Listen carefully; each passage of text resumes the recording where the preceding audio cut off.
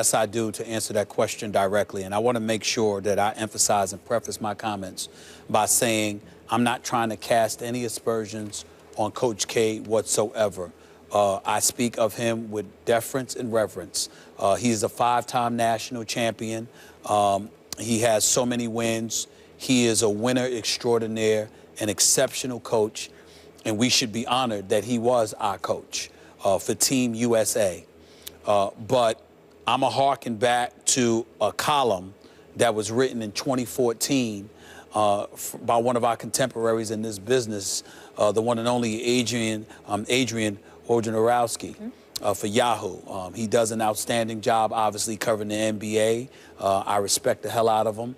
And he wrote the column a couple of years back when he talked about the advantages that Coach K has. He basically called Team USA, it's like a Duke infomercial, for crying out loud. He's right. Coach K vehemently and adamantly denied that, very abrasive in his response to those comments at the time. So be it. Adrian Wojnarowski was right. He was right then, he's right now, and I'm right. The fact of the matter is Coach K should never have been allowed to coach 3 Olympic teams. It should have been 1. There should be a different coach every 4 years. And if it's going to be a college coach, let them all be college coaches. Even though Greg Popovich, and we all know he's qualified and worthy and deserves it, the fact of the matter is there's college coaches out there that deserve the same advantage that Mike Krzyzewski has had since 2008. And even though he's highly intelligent, incredibly accomplished, and deserves all of our respect and reverence, the fact of the matter is the great Mike Krzyzewski, I don't even know the word to use. I'm going to use disingenuous. To sit there and imply that it gives him no advantage whatsoever is utterly ridiculous. You have aspiring NBA players that are going to come into college to play college basketball. Mike Krzyzewski, who is coaching LeBron and Melo and, now this year Kevin Durant and Klay Thompson and Kyrie Irving and all of these guys.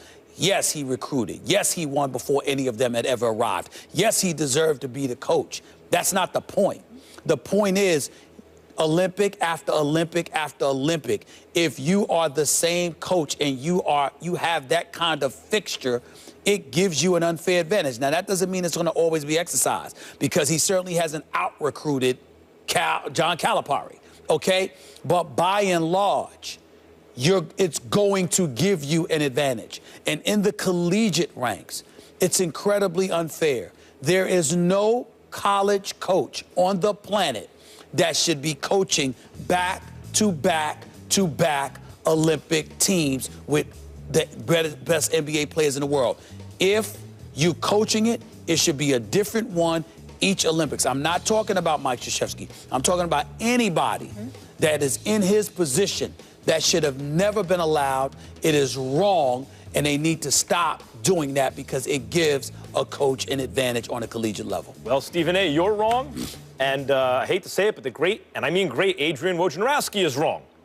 Look, mainly because, not that it doesn't have an advantage in terms of recruiting. Of course it gives him an advantage. Of course he's not telling the truth when he says it. Of course it gives him an advantage. But then you already made my point. I just don't care. Who cares about whether Duke... Doesn't make me wrong. Who cares about whether Duke has a recruiting advantage? The important thing is that Team USA win the gold. Now, when was the last time that Mike Krzyzewski wasn't the coach of Team USA? 2004. Did we win a gold medal? No, we didn't. He took over in 05, then 08 was the Redeem team. We won again in 12, we won again in 16. As long as Team USA is winning gold medals, I don't care if it means no other college coach has a shot at recruiting another player, which isn't the case. But even if it was, who cares if it gives him an advantage? Look, he got the coaching opportunity in the first place because of his excellence. That's what put him in the position in the first place. Now, after the fact that he gets to coach Team USA and they have such success that he continues to coach, and that gives him an advantage recruiting, those are compounding advantages. Of course, we can recognize it, but it's not as though he has that advantage just because someone handed it to him. His excellence with the Duke program led to the opportunity. I'm not then going to begrudge him the compounding advantage that is the infomercial for Duke, in a sense, that is the Olympics, because we're winning. You really care that much if Duke has an advantage recruiting, if Team USA is winning gold medals? Max Kellerman, everything you just spewed with your soliloquy augmented and validated my point. It didn't dismiss it. The fact of the matter is that the question wasn't whether or not we should care. The question was, is it wrong? And I'm saying to you, what's wrong about it were all the reasons that you articulated. The fact that it gives him an advantage as a collegiate coach. See, if you're an NBA coach, Max, here's the deal. You're getting drafted as a player into the league. You can't help where you go. There's no such thing as recruiting on the NBA level in terms of who you get out of college. But as a college coach, when you go into a kid's home and you're appealing to the All-Americans out there that are obligated to come and play 1 year of college basketball for you or what have you, it gives you one season. It gives you an incredible advantage. Yeah, but actually, the question wasn't that. But I'm not saying that Mike Krzyzewski didn't deserve it.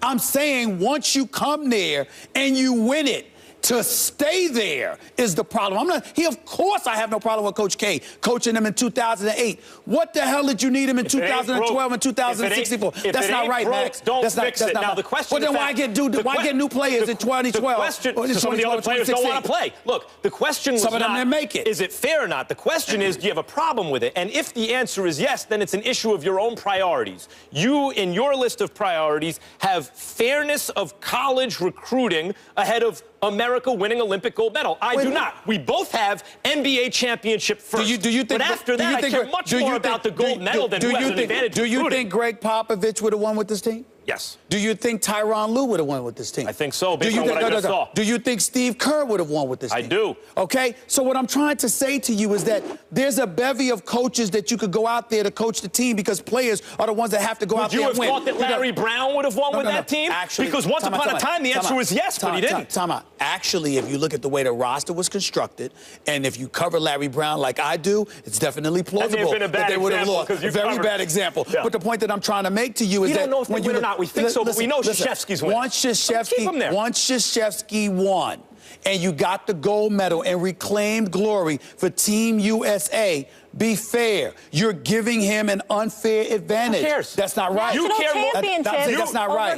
You care more about the coach having an advantage for a national championship than you do about Team USA. Okay, I feel otherwise. Tom Thibodeau was on his coaching staff. Yeah. Jim Boeheim. Jim Boeheim couldn't have coached this team? I guess. I think so. But you know what? You can't prove that one way or another. I could tell you Krzyzewski got 3 gold medals. Yeah, and I'm saying he didn't deserve the opportunity to get him because, in the interest of fairness, one collegiate coach should not have that advantage. That's all I'm saying. Between you and me, I tell it like it is. You tell it how it might be. I'm with Stephen A. on that. Really? Coming up next, I got years telling him how it is. You just learning, bro. Himself in the rematch against Nate Diaz. So what's next for McGregor? We get into it after the break.